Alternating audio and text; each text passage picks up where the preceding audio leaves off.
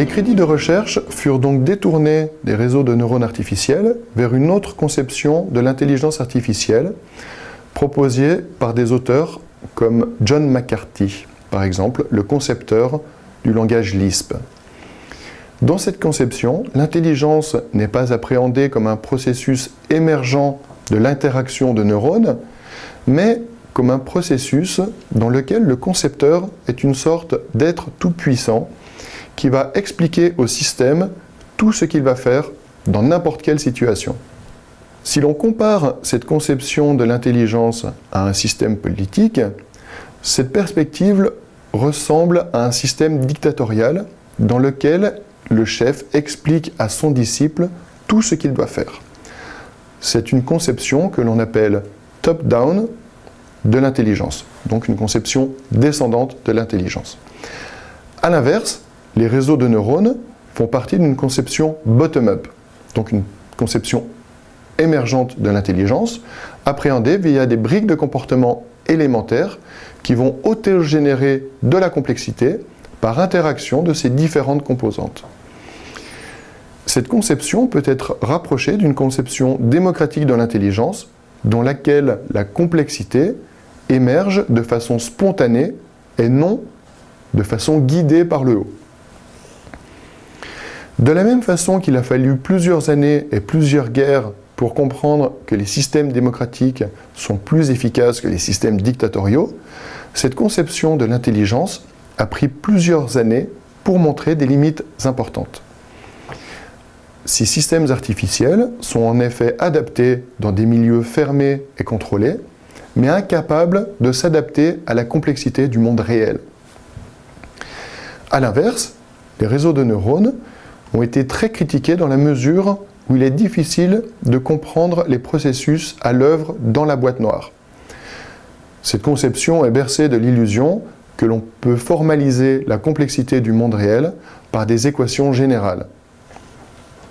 Évidemment, cette conception est déconnectée du monde réel, qui montre qu'un système aussi simple que 3 atomes en interaction devient très rapidement impossible à prédire avec exactitude. La renaissance des réseaux de neurones artificiels est passée par différents travaux réalisés par exemple par le chercheur américain John Hopfield. Ce physicien américain propose un réseau de neurones original capable de résoudre des problèmes non linéairement séparables. De façon similaire, en 1982, le chercheur finlandais Toivo Kohonen propose une nouvelle famille de réseaux de neurones basée sur la notion de carte auto-organisatrice et capable de classifier des catégories non linéairement séparables. Cette famille de réseaux de neurones est dite non supervisée dans la mesure où le réseau de neurones apprend simplement à extraire des similarités perceptives entre les stimuli, sans avoir à expliquer au réseau a priori quel stimulus fait partie de quelle catégorie. Cette famille de réseaux de neurones est un peu particulière, car elle n'utilise pas de connexion synaptique entre les neurones pour apprendre. Il s'agit simplement de chercher des similarités. Il ne s'agit donc pas à proprement parler d'un réseau basé sur des processus parallèles et distribués. Les travaux les plus significatifs ont été réalisés dans le cadre de l'amélioration de la règle d'apprentissage synaptique utilisée dans le perceptron.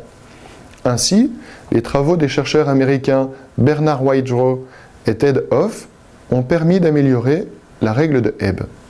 Cette méthode passe par l'optimisation mathématique de correction des poids de connexion synaptiques locaux via la méthode des moindres carrés.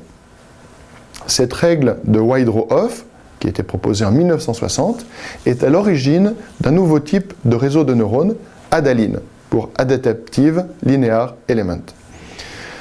Néanmoins, les avancées les plus remarquables ont été réalisées sous l'impulsion d'un groupe de chercheurs américains mené par David Rumelhart, James McClelland, mais aussi le chercheur britannique Geoffrey Hinton et d'autres collaborateurs. Ce groupe de chercheurs propose l'algorithme de la rétropropagation du gradient d'erreur. une nouvelle règle d'apprentissage synaptique qui permet la correction des poids de connexion dans des couches profondes de réseaux de neurones. Grâce à l'algorithme de la rétropropagation, il devient possible de créer des réseaux de neurones à couches multiples, ce que l'on appelle des perceptrons multicouches.